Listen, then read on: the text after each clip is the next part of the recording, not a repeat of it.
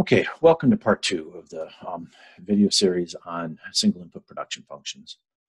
We're going to start here with the partial budget analysis, and then we'll move into calculus in the next section, the next video. So let's start with a little toy problem here to kind of get at how the partial budget analysis connects into this whole optimal input use. So let's suppose you have 99, or you grow corn, you have 99 pounds of nitrogen per acre as your typical application rate. You want to look at, do I just add one more pound and go to 100 pounds? I'm going to assume a price of corn of 3 bushels and a nitrogen price of 50 cents a pound.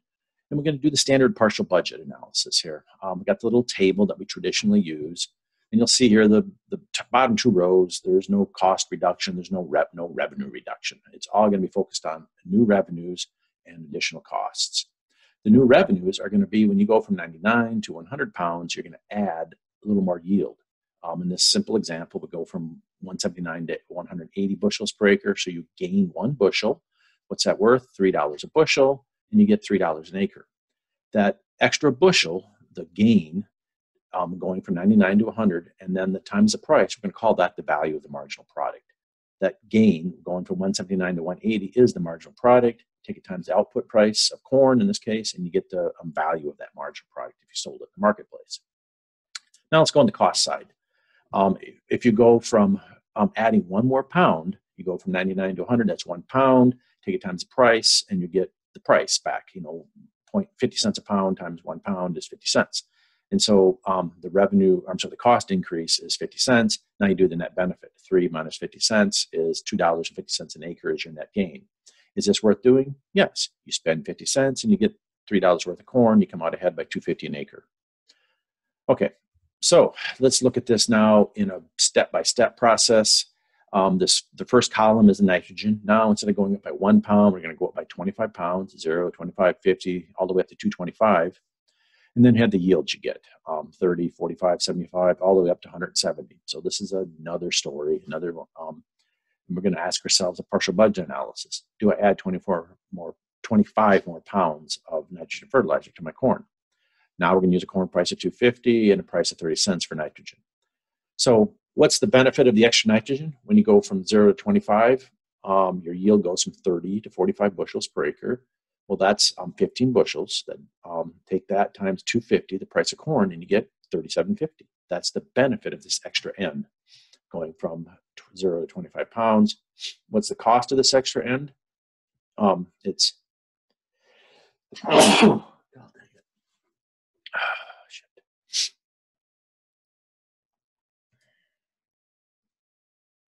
No, let's just go back to the table. All right, I'm going to start this one over again. Okay, welcome to part 2 of the video series for single input production functions for AAE 320.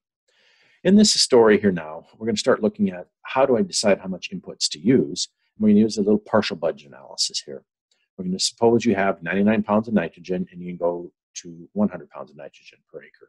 You want to look at the partial budget analysis. Is this worth doing? So you have, put it in the structure of the standard partial budget analysis here. We got a corn price of 3, a nitrogen price of 50 cents, and this little story going from 99 to 100 pounds. There's no cost reductions. There's no revenue reductions. It's all on those top 2 rows, additional revenues and additional costs. So what are the additional revenues? When you go from 99 to 100 pounds in this little toy story that we're making up here, you're getting an extra bushel of corn. You go from 179 to 180 bushels per acre. So that's your marginal product, the change in output. You go up by 1 bushel per acre, take that times the price of $3 a bushel, and that you get your $3 an acre. We're going to call that the marginal product, the change in output, Q, times output price. I'm going to call that the value of the marginal product. You've got this extra bushels of corn. What's its value? You take it times the price of corn, and you get your value of the marginal product. That's your $3 per acre on the left side for the total benefits. Now let's go to the total costs on the other side. Well, the only cost you're going to face is you had to buy more fertilizer. You had to buy 1 more pound of fertilizer to go from 99 pounds per acre to 100 pounds per acre. You add 1 pound of fertilizer. Well, what's that cost? 50 cents as in this example here. So it's 50 cents an acre. So now you've got the total benefits of $3 an acre, the total costs of 50 cents an acre. What's the net benefit? 3 minus 50 is $2.50 an acre. So then, is this a profitable choice? Yes, according to our partial budget analysis. You spend 50 cents, you get $3, you come out ahead by 250. So we'll go to the, now we'll put this stuff into a whole table and go back to our tabular forms that we've been working with.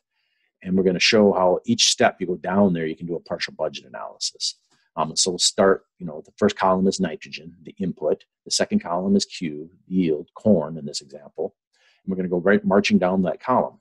So 0 pounds of nitrogen, you get 0 bushels of corn. 25, you get 45. 0 pounds of nitrogen, you get 30 bushels per acre. 25, you get 45, etc. Down to 225 pounds, you get 171. And so let's just do this simple example there. We'll go from, say, 25 pounds of nitrogen to 50 pounds of nitrogen. Well, what's the yield change? That's your benefit. Think of that left column in on the partial budget analysis. You go from 25 to 50, your yield goes from 45 to 75. That's a gain of 30 bushels per acre. What's it worth? Well, in this case here, it's $2.50 is our price for corn. So take 30 times $2.50 and you get your $75. What's the price of fertilizer? You go from 25 to 50. That's 25 pounds times 30 cents a pound. That's $7.50. So that column, benefit of extra N, is just $2.50, the price of corn, times the change in output you get. 40 minus 30, 75 minus 45, 105 minus 70, etc., times the price of corn. That's your benefit of extra N. What's the cost of the extra N? It's going to be the price of fertilizer, 30 cents, times the change in N, which in this example is always 25 pounds, and so it's just $7.50 for each entry. Each of those lines is just a partial budget analysis. So benefit is $37.50, the cost is $7.50. What's your net gain? $30. Next one is what's your net gain at 75 minus $7.50, strongly positive. You go all the way down there again. Eventually you get the, you go from 150 to 175. What's the extra N benefit? It gives you an extra 3 bushels at $2.50 a bushel. That's $7.50. The cost to get that was $7.50 as well. You can see right there is your break even. You spend $27.50 for extra fertilizer, and you get $7.50 worth of extra corn. It's like, okay, that's break even. You go above that, you spend $7.50 on fertilizer to go from 175 to 200, but you only get $5 of corn. Don't need a PhD in economics to see if you spend $7.50 and only get 5 back, you're coming out behind. And then it only gets worse as you add more fertilizer. So this is fine if you're jumping at 25 pound intervals, but what if you only wanted to add 1 more pound? What we're going to do is divide that cost of the extra N, the benefit of the extra N, that partial budget analysis, we're going to divide it by the delta N of 25 pounds, and that'll give us the net gain for 1 extra pound of nitrogen. And so we'll go to the next slide here. So all I've done is take the same columns again, put the formulas across the top, but I've added the red columns. So we'll start with the benefit of the extra N first. First thing is, we're going to do it in terms of marginal product. Well, I guess we'll jump to the next column here. If you go from the benefit of extra N and divide by delta N, you're going to get 250 times delta Q over delta N. That's the benefit of 1 extra pound of N. And all that is like 37.50 divided by 25, 75 divided by 25, etc. And that's where these numbers come from. But if you look at that formula in the top of the column there in slightly gray, it's really 250 times delta Q over delta N. Well, delta Q over delta N is something we've been talking about. It's the marginal product. And so what I've done is put that column here in red. And so you can see the 0.6, 1.2, etc. And what you can see is that's the marginal product times the price of the output, what we've been calling the value of the marginal product. That's really the benefit of 1 extra pound of nitrogen. Now we go to the cost side over here. So the cost of extra N, you go from 25 pounds, you take delta N divided by delta N. You're going to get 1 there. So what's this column end up being? Just the price of nitrogen. So 30 cents is that's your input price for fertilizer. And you get that same spot here where you get extra benefits of extra pounds, $1.50, $1.50. You add an extra pound, you get 30 cents. What's it cost you? 30 cents. You can see that same spot as your break-even spot again under these price assumptions. But it's now at the 1 extra pound, not the big jump of 25.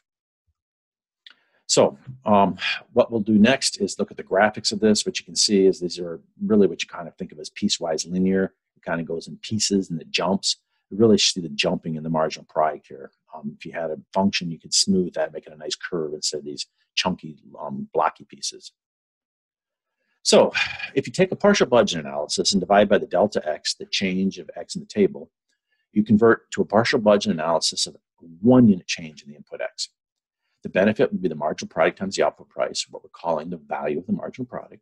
That was those columns in the table, the new red ones. And the cost will be the cost of 1 unit of X, the input price.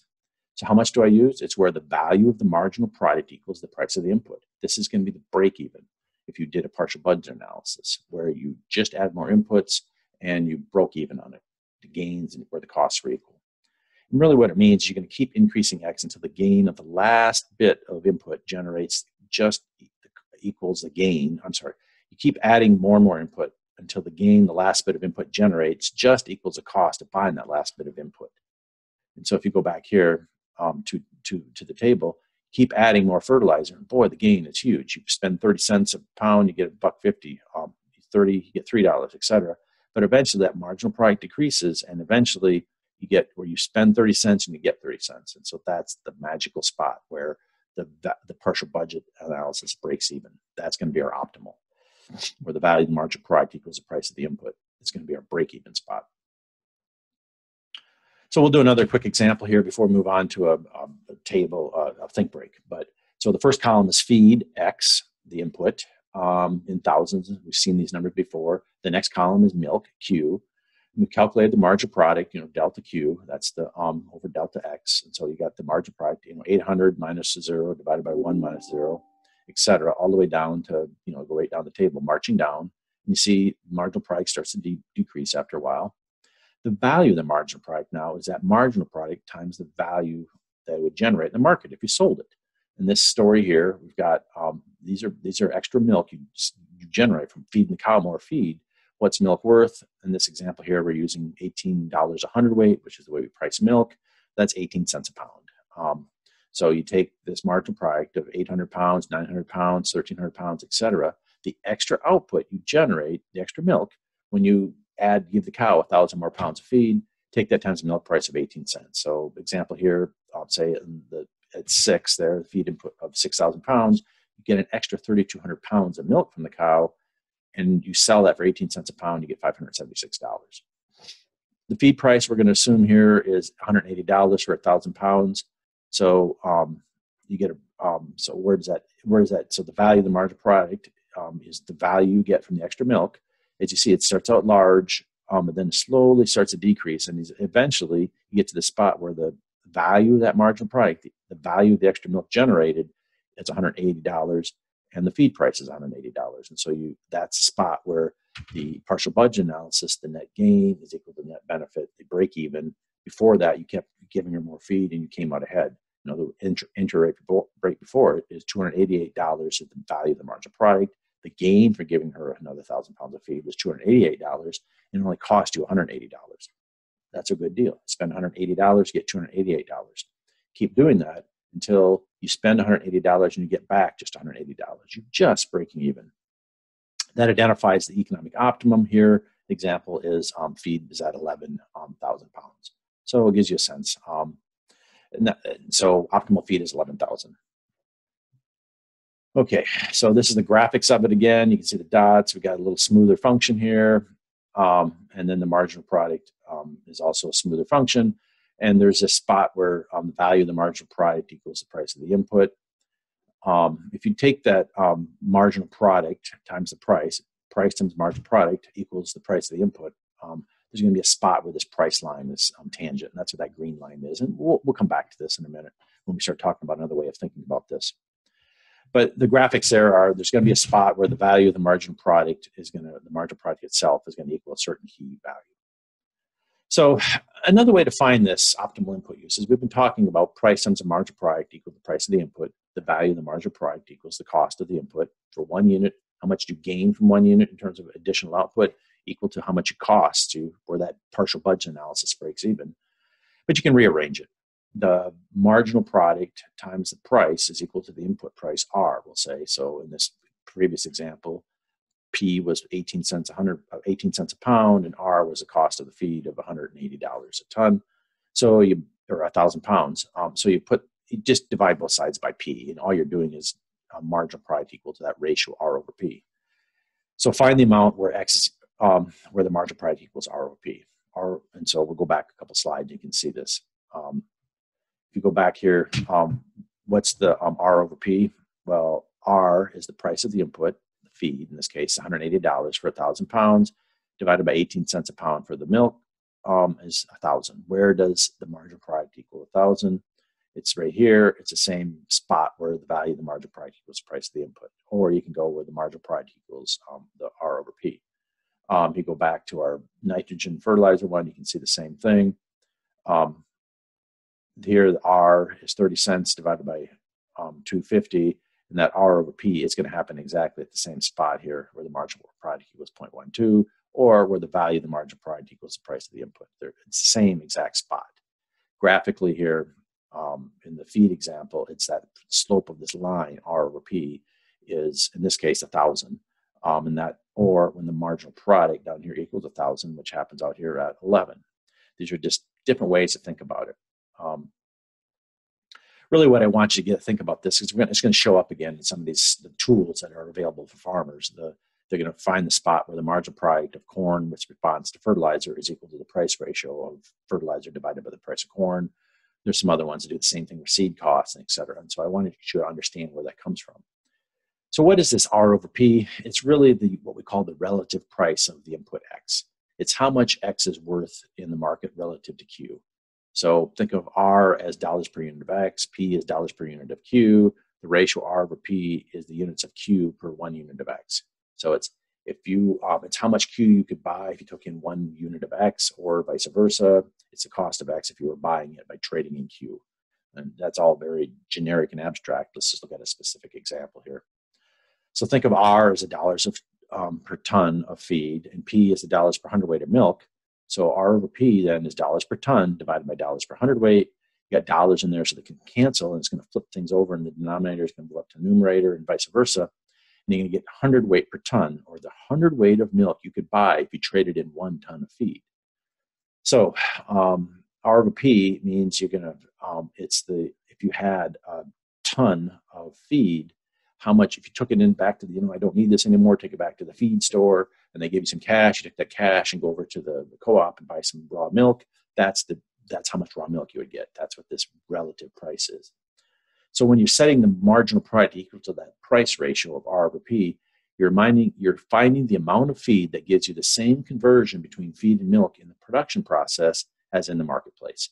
You're finding the amount of feed that sets the marginal benefit of feed equal to the marginal cost of feed. That's the thing that economists like. If you go back a few slides, that's where the slope right up here, that's what you're doing there. You're finding the trade-off curve between R and P, fertilizer and corn, or in this case, milk and feed. In the production process, that's what that the red line is. That's the slope of that line is the marginal product. Set that equal to R over P. The slope of that line is the trade-off curve in the marketplace. And so you're setting these two trade-offs, the one in the market equal to the one in the production process. Okay, so we've got a few key points I want to talk about here. So first off, one thing you'll notice is the profit maximizing feed is less than the output maximizing feed, or output maximizing fertilizer is lower than the profit maximizing fertilizer. Profit maximization is not the same as output maximization. There's a special case we'll talk about later in the course when they are the same, but in general, if you're maximizing profit, you're always a little bit lower than the output maximization. It's always occurring at places where the marginal product is decreasing, that you're using feed where it has diminishing marginal product. That makes sense. If it's increasing marginal product, it's extremely valuable you keep adding it. It's just really obvious. The last one there is profit maximizing feed depends on both the feed price and the milk price. What we're going to see is the optimal fertilizer rate, the optimal seeding rate, how many seeds per acre plant, the milk, how much feed to give your cows, all of it always depends upon the prices. We can see price ratio showing up in there. It's not just a production issue where the optimal amount of fertilizer used just depends upon the price of fertilizer. It also depends on the price of corn. Both of them matter. And so then the last part, I guess, there is that you have two different ways of doing it.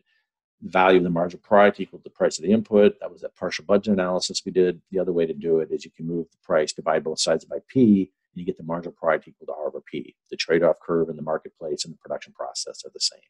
They're both going to give you the same optimum. So let's do a think break here now. And all it is going to take this example. It's essentially the same stuff we've done before, but now you're going to change prices.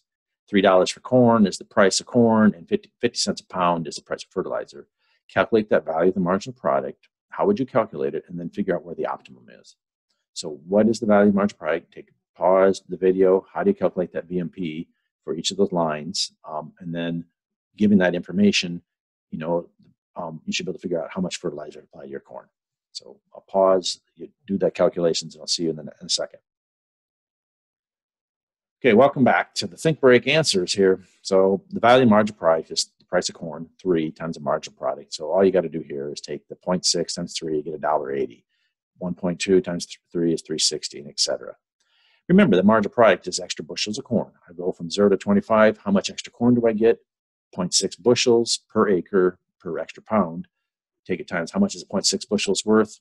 $1.80. That's all you take it times 3. You can get those numbers, and you go all the way down here. The key now, and this is the learning point, is where is the optimal fertilizer rate? Well, it's somewhere. I got my value margin product goes from 180 to 36 cents. It's somewhere in there, closer to 36 cents than the 180. So it's probably closer to 175 than to 150, but it's somewhere in there. I don't know where. What do you do? That's what maybe our question is. How do you deal with this problem when you don't have an exact match in the table? This is why we're going to need calculus. And what do you do with the VMP equals R is not in the table? If you have the production function, Q equals f of x, it's going to be some function. You can write it down. Then you can use calculus to drive an equation for the marginal product, the f prime of x, the first derivative. You can set that equal to the price of input and calculate the optimal x. Basically, with a calculus now, we can fill in the gaps in the table and move away from this partial budget analysis into a full-blown calculus-based analysis.